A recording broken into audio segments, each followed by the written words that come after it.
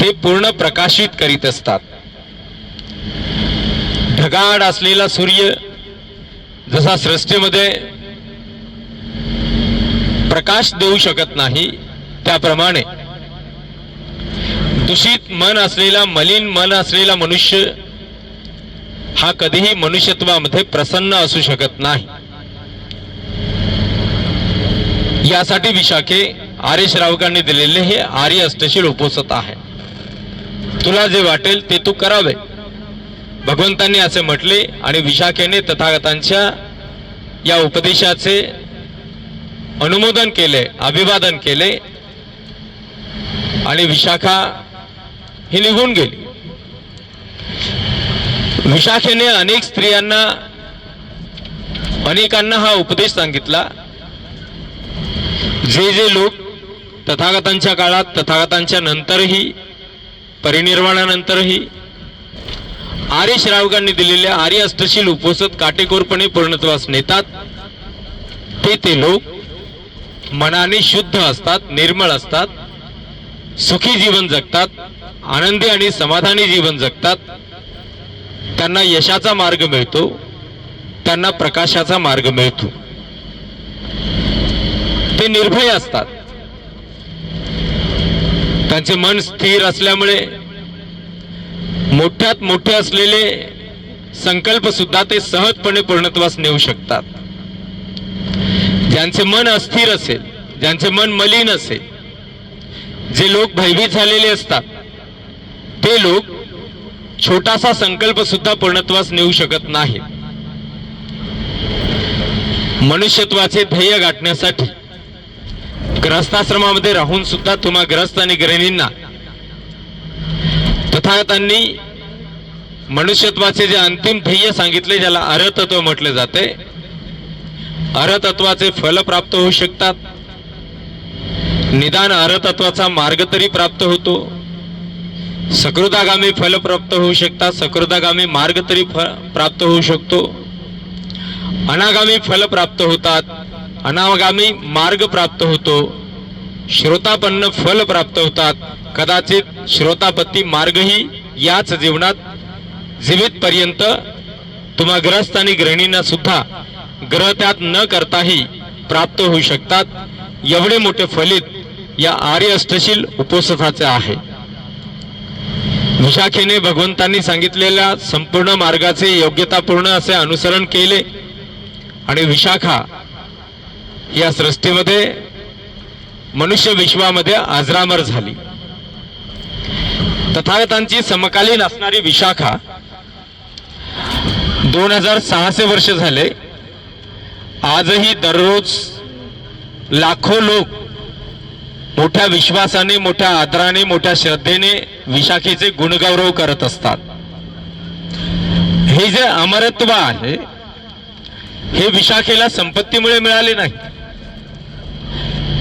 विशाखा जी अजरामर झाली ती सौंदर्यवान असल्यामुळे नाही, तर विशाखा बुद्ध धम्म आणि संघाचे काटेकोरपणे अनुसरण करणारी होती आणि म्हणून विशाखा अजरामर झाली.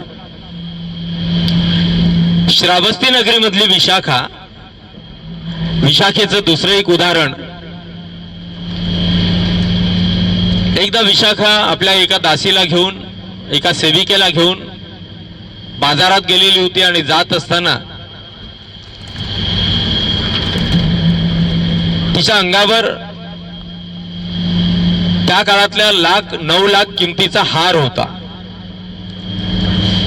बाजारातून परत येत असताना तिला भगवंतांचं स्मरण झालं आणि ती जेतवनात आली. तथागतांच्या गंधकुटीच्या जवळ आल्यानंतर विशाखेला आठवण झाली की अरे, आपल्या अंगावर हा हार असताना आपण भगवंतांना अभिवादन कसे करावे. आणि म्हणून गंधकुटीच्या बाहेरच्या भिंतीवर विशाखेने तो हार काढून ठेवला. आपल्या दासीसहित भगवंतांच्याकडे जाऊन विशाखेने त्रिवार अभिवादन केले, भगवंतांचे कुशलक्षेम विचारले आणि विशाखा परत निघाली. तथागतांचे दर्शन झाल्याच्या आनंदाच्या भरात विशाखा विसरली की आपण तो हार तिथे काढून ठेवलेला होता. विशाखा आपल्या घरी आली. दुसऱ्या दिवशी विशाखेला त्याचं स्मरण झालं की काल आपण गंधकुटीच्या एका भिंतीवर हार काढून ठेवलेला होता. विशाखेने त्या सेविकेला बोलावले आणि सांगितले की तो हार ज्या ठिकाणी ठेवला होता त्याच ठिकाणी असेल तरच तू तो हार घेऊन ये. जर तो हार तिथे नसेल तर याचा अर्थ कोणीतरी भिक्खूंनी तो हार उचलला असेल, त्यांना स्पर्श झाला असेल. असे असेल तर मात्र तो हार तू परत आणू नको. तथागतांची गंधकुटी स्वच्छ करत असताना एका भिक्खूंनी तो हार उचलून बाजूला ठेवलेला होता. विशाखेची दासी तिथे आली आणि तिने पाहिले तर तो हार जिथे ठेवला त्या जागेवर नसून तो दुसरीकडे होता. ती दासी, ती सेविका परत निघाली तेव्हा त्या भिक्खूंनी तिला पाहिले आणि विचारणा केली की तू विशाखेचा हार घेण्यासाठी आले आहेस. त्या सेविकेने होकार दिला. तेव्हा त्या भिक्खूंनी त्या सेविकेला आग्रह केला की तो हार विशाखेचा आहे आणि तो तू घेऊन गेली पाहिजे. सेविकेने तो हार आणला. विशाखेने मात्र त्या हाराला स्पर्शही केला नाही. तो हार बाजारात विशाखेने विकला. त्यातून आलेल्या त्या काळातल्या त्या हाराच्या किमतीमध्ये, त्या मोबदल्यामध्ये जे 9 लाख त्या काळामध्ये आलेले होते, त्या पैशातून विशाखेने एक विहार निर्माण केले ज्याला पूर्वाराम विहार असे म्हटले जाते, ज्या ठिकाणी तथागतांचे गंधकुटी आणि 500 भिक्खू एकाच वेळेला निवास करू शकतील एवढे विशाल विहार विशाखेने निर्माण केलं. आपली पूर्ण संपत्ती विशाखेने बुद्ध धम्म आणि संघाच्या आनंदासाठी, प्रचारासाठी, प्रसारासाठी, विकासासाठी विशाखेने खर्च केली. विशाखा ही अजरामर झाली, ती अरहत झाली. विशाखेच्या जीवनातला दुसरा एक प्रसंग होता. विशाखा वयाच्या 7व्या वर्षी बुद्धाला पाहते आणि ती तेव्हापासूनच बुद्ध धम्म आणि संघाचे अनुसरण करते. पुढे विशाखेचे वय झाले. विशाखेचा विवाह ठरला. एके दिवशी विशाखेचे वडील विशाखेला घेऊन जेतवनात आले. भगवंतांना पिता पुत्रीने अभिवादन केले. विशाखेच्या पित्याने भगवंतांचे कुशलक्षेम विचारले. विशाखेचे पिता म्हणाले, भगवान, ही माझी मुलगी विशाखा आणि हिचा विवाह काही दिवसांनी होणार आहे.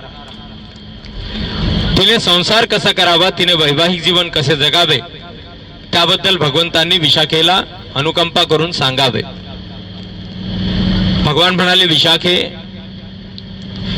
योग्यतापूर्ण संसार करण्यासाठी तुला काही धर्माचे अनुसरण केले पाहिजे, काही गोष्टींचे तुला अनुसरण केले पाहिजे. कोणत्या गोष्टी?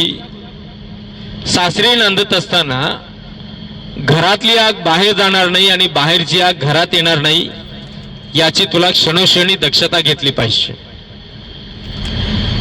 त्याचा हेतू असा की बाहेरच्या गोष्टी घरात आणल्या किंवा घरातल्या गोष्टी बाहेर नेल्या तर कुटुंबातल्या लोकांच्या मध्ये मतभेद होतील, कलह निर्माण होतील, कुटुंब विभक्त होईल. भगवान बुद्धाला एकत्रित कुटुंब अभिप्रेत होतं. सासरच्या गोष्टी माहेरी न आणणे आणि माहेरच्या गोष्टी सासरी न नेणे. वर्तमान काळामध्ये आपण पाहतो की बाबासाहेब आंबेडकरांच्या कष्टामुळे, त्यागामुळे, संघर्षामुळे आपल्याला फार संपत्ती मिळाली. मुला मुलींना बालवयात तुम्ही माता पिता संस्कार देत नाही. विवाहापूर्वी मुलींनी संसार कसा करावा हे सुद्धा तुम्ही सांगत नाहीत. वर्तमान काळामध्ये नव्याने विवाहित झालेले जे मुलं मुली आहेत, फार अल्पावधीत त्यांचे संसार विस्कळीत होत असताना दिसतात. 4-6 महिने मुली नांदत असतात सासरी आणि माहेरी येतात. तेव्हा माहेरी आल्यानंतर आपल्या सासरच्या गोष्टी आपल्या आई वडिलांना, भावा बहिणींना, मित्रमैत्रिणींना, नातेवाईकांना, शेजाऱ्यांना सांगतात. ते सांगतात, माझी सासू अशी, माझा सासरा तसा, माझा दीर असा, माझा भासरा असा, माझी नणद तशी, माझे जाऊ अशी, माझ्या सासरघरी अशा अशा प्रकारची संस्कृती परंपरा रीतरिवाज आहे. त्या मुलीचे आईवडील हे ऐकून त्या मुलीची अडवणूक करतात. जावई चक्रा मारू लागला की मुलीला त्या जावयाला असं म्हणतात की आम्ही मुलगी नांदात पाठवतो परंतु त्या घरात पाठवत नाही. तुम्हाला जर आमची मुलगी नांदवायची असेल तर तुम्ही वेगळे निघा, बाहेर पडा. 1,00,000-2 लाख रुपये त्याला मदत करतात आणि बाहेर काढतात. बुद्ध सांगतात विशाखे, कुटुंबामध्ये कलह निर्माण होऊ देऊ नको, कुटुंबामध्ये मतभेद निर्माण होऊ देऊ नको. संयुक्त कुटुंब भगवंताला अभिप्रेत होतं. विशाखा त्याप्रमाणे वागली आणि अजरामर झाली. पुढे बुद्ध म्हणाले होते विशाखे, सासरी नांदत असताना जर तुला कोणी देत असतील तर तू त्याचा सहर्ष स्वीकार केला पाहिजे.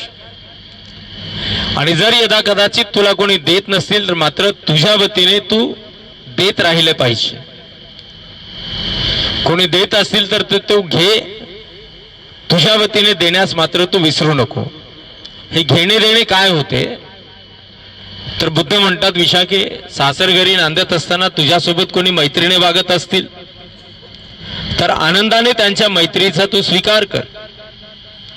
यदा कदाचित सासरघरी तुझ्यासोबत कोणी मैत्रीने वागत जरी नसतील तरी तुझ्या वतीने मात्र त्यांना मैत्री देण्यास तू विसरू नको.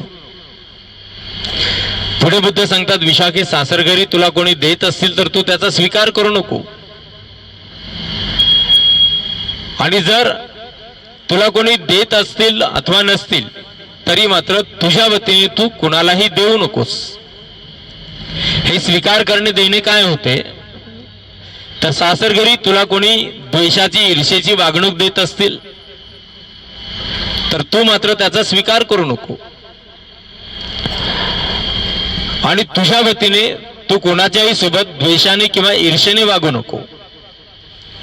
त्यामुळे कुटुंबात मैत्री राहील, कलह होणार नाहीत, मतभेद होणार नाहीत, कुटुंब एकत्रित राहील, कुटुंब विभक्त होणार नाही. पुन्हा बुद्ध म्हणाले विशाखे, सासरघरी नांदत असताना ग्रह देवतांची तू पूजा केली पाहिजे. देवता कोणाला म्हणतात?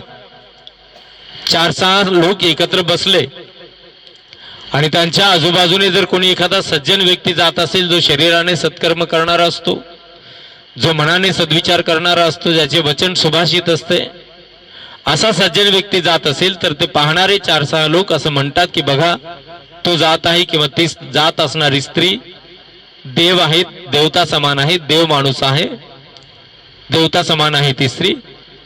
देव किंवा देवता म्हणजे सज्जन. भगवान म्हणाले विशाखे, ग्रह देवतांची पूजा कर. एखाद्या कुटुंबामध्ये देवता कोण असतात तर त्या कुटुंबात असणारे जे ज्येष्ठ जन असतात, त्या कुटुंबात असणारे जे ज्येष्ठ जन असतात त्यांची पूजा करणे म्हणजे काय तर त्यांच्या सद्गुणांचे अनुसरण करणे. तर संसारामध्ये सासरघरी जे ज्येष्ठ जन असतील त्यांच्यासोबत नम्रतेने वागून त्यांच्या संस्कारांचे अनुसरण करणे म्हणजे पूजा करणे. विशाखेने भगवंतांच्या म्हणण्यानुसार संसार केला आणि विशाखा अजरामर झाली. विशाखेला अमरत्व प्राप्त झाले. विशाखेचे नाव इतिहासामध्ये मिगार माता असे आपण वाचतो. मिगार हे विशाखेच्या सासऱ्याचे नाव होते. विशाखेचा सासरा निर्ग्रंथनाथ पुत्ताच्या श्रमणांचा अनुयायी होता, उपासक होता, म्हणजे जैन साधूंचा अनुयायी होता. जैन साधूंनी विशाखेच्या सासऱ्याला बुद्धधम्म आणि संघाबद्दल उलटसुलट सांगितल्यामुळे तो बुद्धधम्म आणि संघाच्या विरोधात होता. विशाखा मात्र बुद्धधम्म आणि संघाची अनुयायी होती. एकदा असे झाले की विशाखेच्या सासऱ्याने मिगाराने जैन साधूंना आपल्या घरी भोजनाचे निमंत्रण दिले. विशाखेला आदेश दिला की तू तुझ्या हाताने स्वादिष्ट भोजन तयार केले पाहिजे. माझे गुरु, माझे आचार्य भोजनासाठी येत आहेत. विशाखा बुद्धधम्म आणि संघाची अनुयायी होती, तिच्यामध्ये नम्रता होती. विशाखेने सासऱ्याच्या आदेशाप्रमाणे स्वादिष्ट भोजन तयार केले. ठरलेल्या वेळेला जैन साधू आले. भोजनाच्या पंक्तीला बसलेल्या त्या जैन साधूंना विशाखेने मोठ्या नम्रतेने स्वादिष्ट भोजन दिले. त्या जैन साधूंचे भोजन अर्ध्यावर आले आणि विशाखेला बुद्ध धम्म आणि संघाचं स्मरण झालं आणि विशाखा स्वतःशी गुणगुण करू लागली. इतिपिसो भगवा अर्हंग स्वाकातो भगवता धम्मो सुपटिपन्नो भगवतो सावक संगो. जैन साधूंच्या हे कानावर पडले. ते जैन साधू चिडले, क्रोधित झाले आणि क्रोधाच्या भरात त्यांनी चिडून अर्ध्यावर जेवण सोडले. मिगाराला विशाखेच्या सासऱ्याला म्हणाले की तू आम्हाला भोजनासाठी बोलावून आमचा अपमान केलास. आम्हाला बोलावून आमच्या समोर त्या श्रमण गौतमाचे, त्याच्या धर्माचे आणि संघाचे गुणगान गायले जातात. अर्ध्यावर जेवण सोडून ते जैन साधू निघून गेले. विशाखेच्या सासऱ्यालाही विशाखेचा आणि बुद्धधम्म संघाचा फार मोठा राग आला. तो चिडला. रागात तो विशाखेच्या अंगावर गेला आणि म्हणाला की बघ आता, तुझ्या त्या श्रमण गौतमामुळे, त्याच्या धर्मामुळे, त्याच्या संघामुळे माझ्या आचार्यांचा अपमान झाला, माझ्या गुरुजनांचा अपमान झाला. मी आता बुद्धाचा बदला घेतो, त्याच्या धर्माला संपवितो, त्याच्या संघाला नष्ट करतो. विशाखा आपल्या सासऱ्याला रागात असे म्हणाले नाही, खबरदार, आपण काही असे म्हणू नका, असे काही करू नका, तुम्ही हे करू नये. मोठ्या विनम्रतेने विशाखा आपल्या सासऱ्याला हात जोडून म्हणाली की तुम्हाला जे वाटते त्याप्रमाणे तुम्ही कराल तर तुम्हाला आनंद मिळेल आणि तुम्ही आनंदित असावे. तुमच्या मनात जे आले त्याप्रमाणेच तुम्ही केले पाहिजे. खरोखरच त्यामुळे तुम्हाला आनंद होईल. तुम्ही तेच करा जे तुमच्या मनात आले. विशाखा ही बुद्धधम्म संघाची अनुयायी असल्यामुळे तिच्यामध्ये नम्रता होती.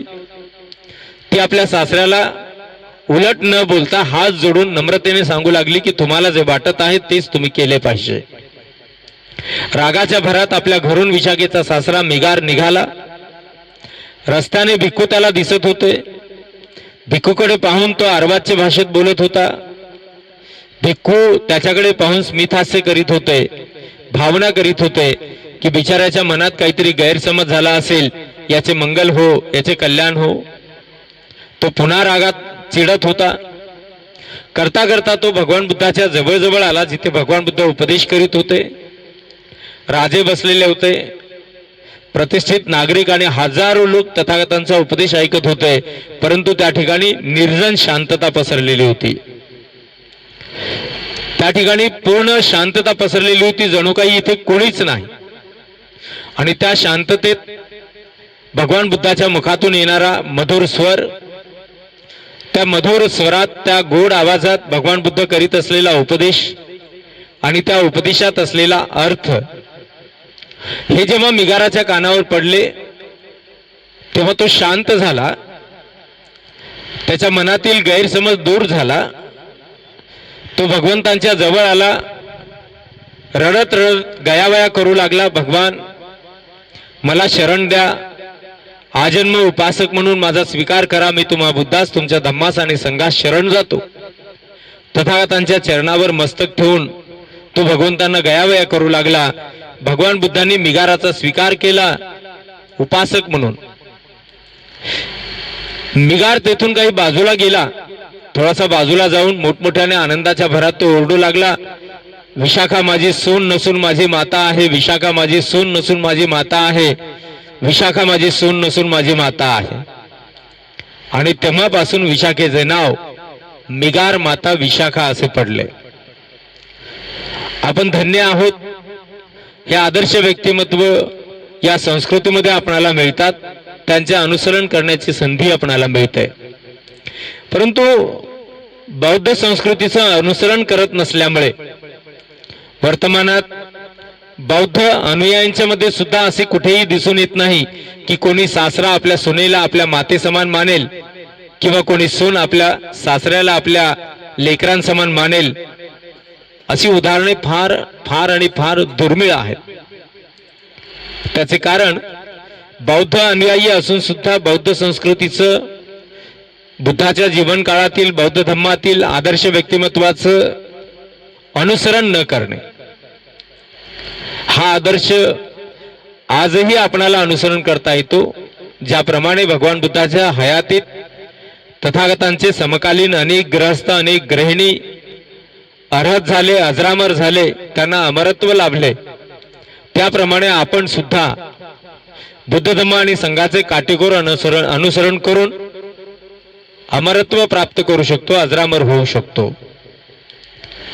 बुद्ध धम्म संघाचे अनुसरण करण्याचा हेतूच आपला हा आहे की आपल्याला मनुष्यत्वाच्या या जगण्याचे परिपूर्ण यश हस्तगत करायचे आहे आणि एक परिपूर्ण सुसज्ज मनुष्य आपल्याला बनायचं आहे.